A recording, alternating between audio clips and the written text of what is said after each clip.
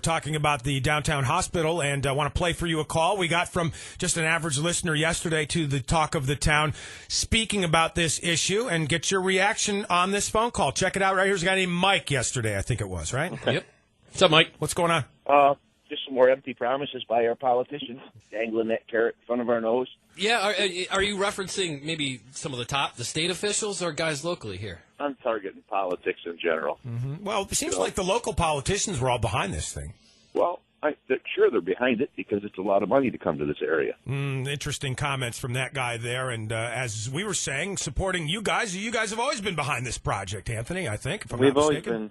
been, since day one, we've been behind the project. And I think, look, it's not about a lot of money to the area. It's not about other things I've heard. It's about getting a new hospital for the residents of the Mohawk Valley. That's what this is about. If you've been to St. Elizabeth's, it's a 100-year-old hospital. You've been to St. Luke's, it's 60 years old. It does not. Both hospitals, they don't meet the needs of modern health care. And last year, we were fortunate to get this allocation. There was an issue that came up this year. We're working through the issue, and I was very pleased to come away from that meeting yesterday with the governor's office that they are committed to getting this project done. So we're going to move forward and do what's best for patients in the region. Well, there was a sense of urgency when you first heard the news, which is why you guys made the pilgrimage to Albany, I assume. You didn't like what you heard initially, right? Well, the allocation was there last year, and it was big news for our area. And when you saw the budget this year, we went through the budget this year, you saw the money wasn't there. So, I don't know what the reason was. We still are not sure why, but what I'm happy to come away with is that he's committed to getting this done, and his staff has been fully briefed on the project and how important it is to the area, and they understand and they want to make it happen. So whether it's a $300 million upfront commitment, which is not necessary, or a multi-year commitment, which is more likely to get the hospital built over a period of 4 or 5 years, it's something the state wants to do, and they're committed to it. Anthony, if you could give us just a slight breakdown of the process of how the money was allocated and how we became aware of it and why they pinpointed Mohawk Valley for the money initially. Well, initially, I think the hospital, when they affiliated St. Elizabeth's and St. Luke's came together, one of their long-term goals was certainly to build a new healthcare facility to replace the aging healthcare facilities that we do have. It's better in terms of patient care, providing the latest in patient care, but also in terms of saving money so they could provide better services to people in the Mohawk Valley. So they had been talking to the Department of Health about a new hospital, and last year in the budget we were fortunate to get that allocation of $300 million. And over the last year, that's what they've been doing, is planning what is next. How, going through with architects and engineers, trying to select a site for the hospital. Ultimately, they decided upon the downtown site for the hospital, and now we're going to move forward, and hopefully certainly more commitment from the state that they're going to get this done and do what's in the best interest of the people in the area. All right, and the downtown location is still the preferred location? Still the preferred location. It's the hospital board that selected the downtown site as their preferred location after going through a long process of 12 or so sites. And really, look, at the end of the day, they're going to do what's in the best interest of residents in the Mohawk Valley in terms of getting the best health care. I think the downtown site adds an added benefit in terms of economic development and revitalization of the urban core. So, but ultimately, what I said all along is if it doesn't work downtown after the architects and engineers and all the others weigh in, if it doesn't work, it's going to go somewhere else. But let's give it a chance and work through the process and make sure that everything's in order. No one's going to just plop a hospital in the middle of downtown without doing the studies that are needed to make sure that hospital can fit there. Did the grassroots campaign known as #NoHospitalDowntown cause a little bit of a problem with this issue? Yeah, I don't know. I mean, I'm really not in the business of assessing blame, but what I want to do is get things done. That's why I'm in office. I want to try and get things done, and this is something that's needed for our area. So whether there was negativity surrounding that or some other reason, it's not for me to say. My interest is making sure the money's there and making sure we get a new hospital. Anthony, some contingency on the study being done, that's been thrown around of possibly a reason of, the governor's office saying, all right, not right now. How long do we have as far as a time frame for a study to be complete?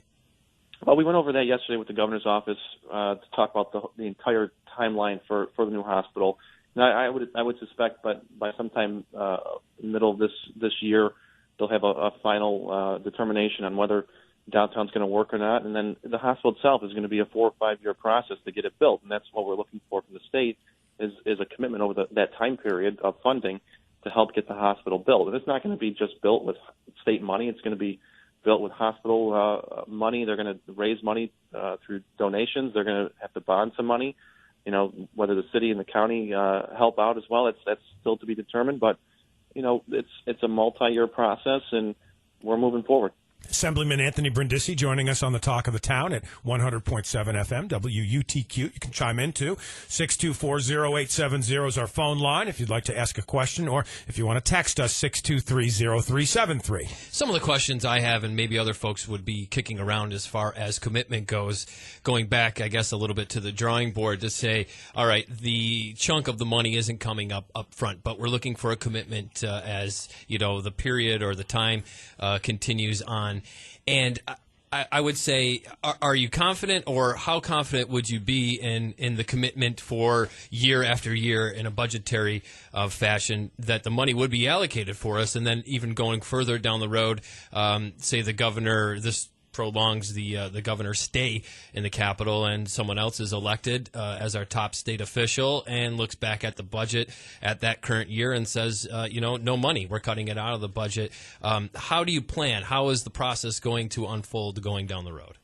Well, I think the quickest way to lose money is to not spend the money that the state allocates to you. So if we sit around, if an allocation is made and we're sitting around, we're bickering for another year, 2 years, the planning's not moving forward, nothing's getting done, look, the money's going to disappear. But the state does multi-year commitments all the time, and as long as you're moving forward, you're building, there's progress, I have no doubt that the state's going to continue that commitment, whether it's this governor or another governor. That's how things work. And many big projects like this take many years and take a multi-year commitment. So, you know, the best thing that we can do to make sure that the hospital gets built and that commitment stays is to move forward with with building and with the planning. Because if we just sit back, it will get taken away. I know you've remained in Albany. Is it regarding this issue, with a follow-up on this issue, more to do today, or for other reasons that you remain behind?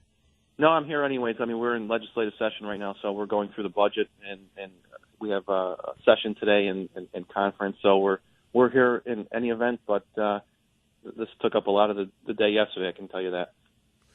All right. Also, signing of a Women's Equality Act as well. You're behind that, and what's the latest on that? Well, I think it's great that the Women's Equality Act went into effect. The new laws went into effect a few days ago, and essentially what they do is it's a package of bills that strengthen our sexual discrimination laws, added more protections for women in the workplace in terms of equal pay, strengthen our human trafficking laws across the state to deal with some of the human trafficking issues that law enforcement is seeing, particularly in our area too, where it's on the rise. So this is some new tools for law enforcement to better execute these kinds of crimes, and glad that they finally took effect. Any reaction to your votes about a week or 10 days ago on the reformed resolutions coming out of the Assembly? A lot of no votes for some of the things proposed there, some of the bills proposed. Well, I think, look, the minority party in the Assembly is going to put forward their reforms. It's a tactic that they do every year. But I think whether it's in the Senate or the Assembly, we're going to move forward with reforms on our timetable, not when the Republicans in the Assembly think it's going to politically benefit them. So, there's a package of reforms the Assembly is going to put forward, and we'll vote on it in due time. I'm sorry it's not on the timetable as some of the Assembly Republicans would like, but they can. I still voted with them on a number of those resolutions, particularly when it deals with term limits. So, sure. Yep. I try to take each bill on a case-by-case approach and try and do what's in the best interest of the residents that I represent. All right. Well, best of luck as you continue the fight down in Albany. Maybe do you feel a little slighted here at all, Anthony? You mean about the hospital money? Yeah. No, I think, look, staff changes, things change, budgets, change. There's a lot of new staff in the governor's office. I'm not saying that's the reason, but, my goal is to get this thing done and get it built, and I think we got that commitment yesterday. So whether it's $300 million up front or a multi-year commitment, that doesn't matter to me. It's as long as it gets done.